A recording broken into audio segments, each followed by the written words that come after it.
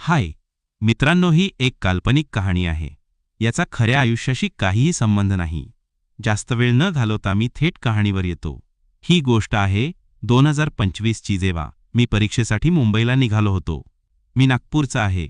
मी एक स्लीपर बसची ticket book केली होती. सिंगल स्लीपर मिळाली नाही म्हणून डबल स्लीपर घेतली. रात्री 10 वाजता मी बसमध्ये चढलो आणि माझी सीट वरची होती. आत गेल्यावर मी थक्क झालो, कारण तिथे एक 45 वर्षांची आंटी झोपलेल्या होत्या आणि फोन चालवत होत्या. मी विचारलं, ही तुमची सीट आहे का? त्यांनी हसत उत्तर दिलं, होय माझीच आहे, आणि दुसरी बहुतेक तुमची असेल. मग मी आत गेलो. मी घरी ट्रॅक आणि टी शर्ट घालूनच आलो होतो, रात्रीचा प्रवास होताना, आणि त्या आंटींनी पण एक गाऊनसारखं काहीतरी घातलं होतं. बस सुरू झाल्यावर 1 तासाने मी झोपलो. थोड्या वेळाने माझी झोप मोडली तर आंटी माझ्याकडे पाठ करून झोपल्या होत्या आणि आमचं थोडं थोडं स्पर्श होत होतं. मला थोडं अवघडल्यासारखं वाटलं, पण मी हिम्मत करून त्यांच्यावर हात ठेवला आणि झोपलो. थोड्या वेळाने आंटींनी माझा हात पकडला आणि त्यांच्या हातात धरून झोपल्या. मला जरा धीर आला. मी हळूच त्यांच्या व्यक्तिमत्वाला स्पर्श केला. काहीच प्रतिसाद नाही म्हणून मी थोडा आजवळजवळ गेलो. पण अचानक उत्साहात मी जरा जोरात दाबलं आणि आंटीची झोप मोडली.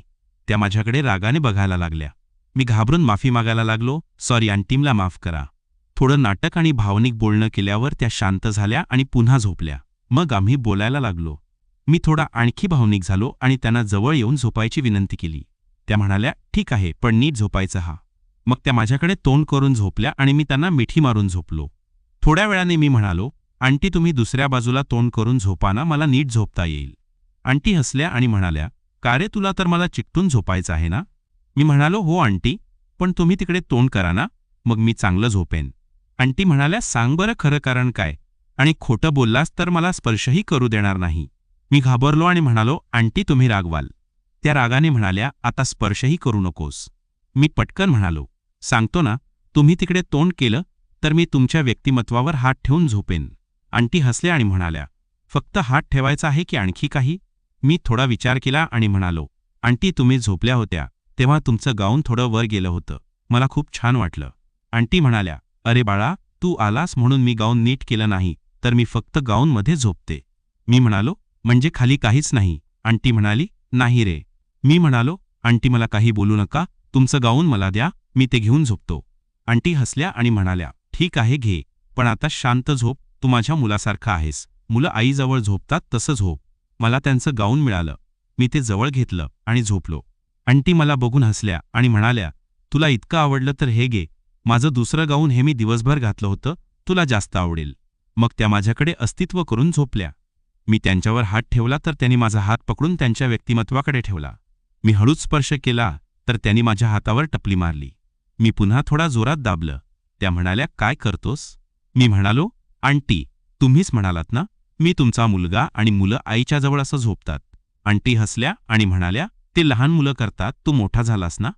मी म्हणालो, तुमच्यासाठी तर मी आजच जन्मलोय ना, मग संपेन. आंटी माझ्याकडे वळल्या आणि म्हणाल्या, बदमाश, आता काय दूध पिणार का? मी हसत हसत त्यांच्याजवळ गेलो. त्या माझे केस कुरवाळत म्हणाल्या, फक्त जवळ राहा, हा माझा मुलगा. तेवढ्यात बस थांबली आणि लोक उतरायला लागले. आंटी आधी उतरल्या, मग मी शेवटी उतरलो. उतरताना एक मुलगी मला थांबवून म्हणाली, तू त्या आंटींना ओळखतोस का? मी म्हणालो, हो ओळखतो. ती म्हणाली, पण तू कोण कसं ओळखतोस? मी म्हणालो, माझी आई आहे सायली. ती म्हणाली, अच्छा, आणि माझ्या बर्थवरून आंटींचं गाऊन उचलून दाखवलं. मग हे काय, तू आईचं गाऊन घेऊन झोपतोस? मी घाबरलो, मला घाम फुटला. ती म्हणाली, मला सगळं माहीत आहे, तू त्या आंटींना काय करत होतास हे मी बघितलं, हे सगळं चुकीचं आहे. मग ती खालच्या बर्थकडे बघायला लागली आणि फोनवर कोणाला तरी कॉल करू लागली. ती म्हणाली, आई तुम्ही कुठे आहात, बाहेर आहात का? मला कळलं की खालची बर्थ तिच्या आईची होती. मी घाबरून बाथरूमला गेलो आणि परत माझ्या बर्थवर आलो. आंटी आल्या आणि म्हणाल्या, काय झालं रे, इथं का टेन्शनमध्ये का आहेस? मी काहीच बोललो नाही आणि खाली त्या मुलीला बघायला गेलो, पण ती दिसली नाही. परत येताना ती दिसली आणि म्हणाली, हे चांगलं नाहीये, तुला असं करायला नको. ती मला समजावू लागली, पण मी ऐकलं नाही आणि बर्थवर परतलो. ती मला घोरत राहिली. थोड्या वेळाने ती तिच्या आईच्या बर्थजवळ थांबली, पण आईशी बोलली नाही आणि स्वतःच्या बर्थवर झोपली. मी बर्थवर गेलो तर आंटी त्यांचं गाऊन नीट करत होत्या. त्यांची व्यक्तिमत्व खूपच छान दिसत होती. मी बर्थ पूर्ण बंद केली नाही, कारण मला त्या मुलीने आम्हाला बघावंसं वाटत होतं. आंटी म्हणाल्या, आता झोप रे, मला झोप येते. मी म्हणालो, पण आंटी तुम्ही मला जवळ घ्यायचं होतं ना. आंटी म्हणाली, नाही, आता झोप आणि काही करू नको. मी आलो तेव्हा तुम्ही काय करत होत्या? आंटींनी गाऊन थोडं बाजूला केलं आणि म्हणाल्या, बघ, मी आता नीट कपडे घातलेत. मग आंटी झोपले आणि मी पण लेटलो. थोड्या वेळाने मी त्यांच्या व्यक्तिमत्वावर हात ठेवला आणि जवळ गेलो, पण मला नीट स्पर्श करता येत नव्हता. अचानक आंटींनी माझा हात पकडला आणि त्यांच्या व्यक्तिमत्वावर ठेवला. आता खुश झोप मला. मी हळूच सुंदर वेळ घ्यायला लागलो आणि माझा उत्साह वाढला. आंटी माझ्याकडे वळल्या आणि म्हणाल्या, मला नीट झोपू दे रे. मग मी त्यांना मिठी मारली आणि झोपलो. थोड्या वेळाने माझी झोप उघडली तर आंटी अजूनही माझ्या शेजारी होत्या. मी पुन्हा त्यांच्या व्यक्तिमत्वावर हात ठेवला आणि जवळ गेलो. आंटी शांत होत्या. मग मी हळूच त्यांच्याजवळ गेलो आणि मिठी मारली. त्या म्हणाल्या, काय रे, झोप येत नाही का? मी म्हणालो, आंटी तुमच्याजवळ झोपायला खूप छान वाटतंय. आंटी हसल्या आणि म्हणाल्या, ठीक आहे, पण आता शांत झोप. रात्री 3 वाजता माझी झोप उघडली. आंटी माझ्या शेजारी झोपल्या होत्या.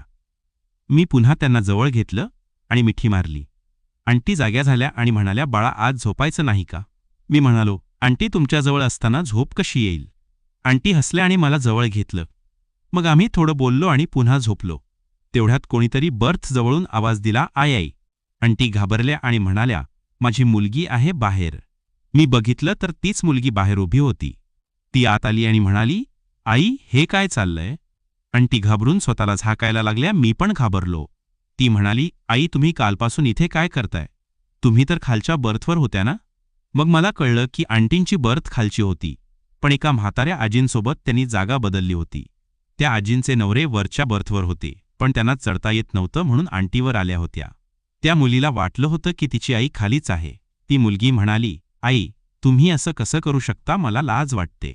आंटी रडायला लागल्या आणि म्हणाल्या, सायली, हे चुकून झालं, मला माफ कर. मी शांतच होतो. ती मला म्हणाली, तूच हे सगळं केलं ना? तू तर कालपासून बघत होतीस ना? ती रागाने ओरडली, तू मध्ये बोलू नको. आंटी रडत माफी मागत होत्या. ती मुलगी म्हणाली, मी बाबांना सांगणार आहे. आंटी आणखी घाबरल्या. मी आंटींना हळूच म्हणालो, आंटी, एकच उपाय आहे. आंटी म्हणाल्या, काय? मी म्हणालो, तुमच्या मुलीला पण माझ्यासोबत बोलायला सांगा, मग ती कुणाला काहीच सांगणार नाही. आंटी म्हणाल्या, तू वेडा आहेस का? ती माझी मुलगी आहे. मी म्हणालो, मग ती सांगेल, तुम्हीच ठरवा. ती मुलगी फोनवर कोणाला तरी कॉल करत होती, पण नेटवर्क नव्हतं. आंटी मला म्हणाल्या, काहीतरी कर. मी म्हणालो, ठीक आहे, पण तुम्हाला साथ द्यावी लागेल.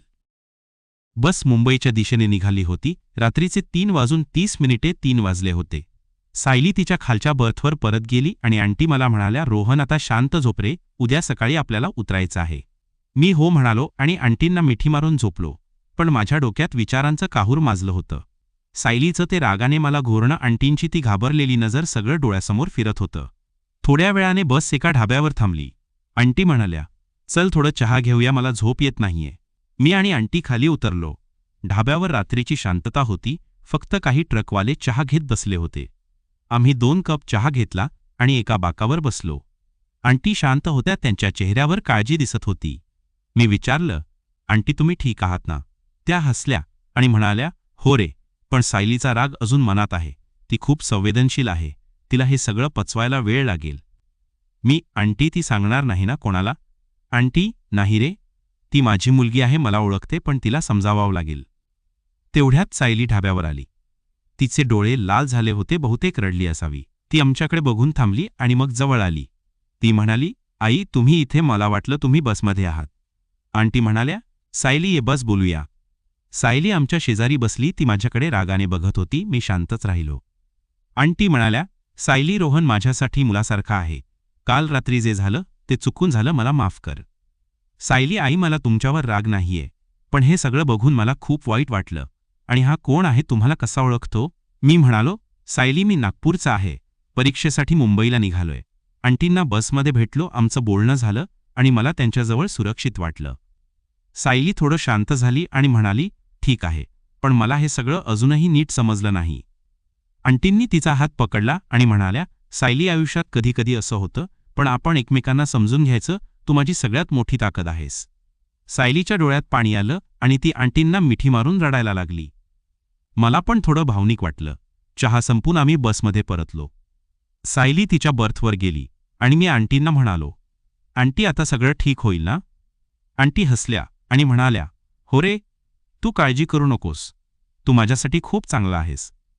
मग आम्ही बर्थवर गेलो आणि झोपलो, पण माझी झोप फार काळ टिकली नाही. सकाळी 5 वाजता बस एका मोठ्या धक्क्याने थांबली. मी उठलो आणि खिडकीतून बघितलं. बस रस्त्याच्या कडेला उभी होती आणि ड्रायव्हर काहीतरी बघत होता. आंटी पण जाग्या झाल्या आणि म्हणाल्या, काय झालं रे? मी माहीत नाही आंटी, मी बघतो. मी खाली उतरलो. बाहेर थंडी होती आणि ड्रायव्हर बसचं टायर बघत होता. टायर पंक्चर झालं होतं. ड्रायव्हर म्हणाला, आता थोडा वेळ लागेल, जवळ गॅरेज आहे तिथे दुरुस्त करून येतो. मी आंटींना सांगायला वर गेलो. आंटी म्हणाल्या, ठीक आहे, आपण थोडं बाहेर फिरूया, सायलीलाही घेऊ. मी सायलीला हाक मारली. ती थोड्या नाराजीने बाहेर आली. आम्ही तिघे रस्त्याच्या कडेला चालायला लागलो. सकाळची हलकी धुके होती आणि पक्ष्यांचा आवाज येत होता. आंटी म्हणाल्या, सायली, रोहन, तुम्ही दोघे मित्र व्हा ना. आयुष्यात मित्र खूप गरजेचे असतात. सायलीने माझ्याकडे बघितलं आणि हसली. ती म्हणाली, ठीक आहे आई, पण हा नीट वागला पाहिजे. मी हसलो आणि म्हणालो, मी कायम नीटच वागतो. आंटी हसल्या आणि म्हणाल्या, हा खूप चांगला आहे सायली, तू त्याला ओळखशील तेव्हा कळेल. थोडं चालल्यावर आम्हाला एक छोटी चहाची टपरी दिसली. आम्ही तिथे थांबलो. सायली म्हणाली, रोहन, तू नागपूरचा आहेस, म्हणालास तिथे काय खास आहे? मी नागपूरचा संत्री आणि पोहा. तू कधी खाल्लास का? सायली, नाही, पण आता खायचंय. आंटी, मग एकदा आम्ही नागपूरला येऊ रोहनच्या घरी. आम्ही चहा घेतला आणि गप्पा मारत बसलो. सायली हळूहळू मोकळी होत होती. ती म्हणाली, रोहन, मला काल खूप राग आला होता, पण आता ठीक वाटतंय. तू माझ्या आईला खूप सांभाळलंस.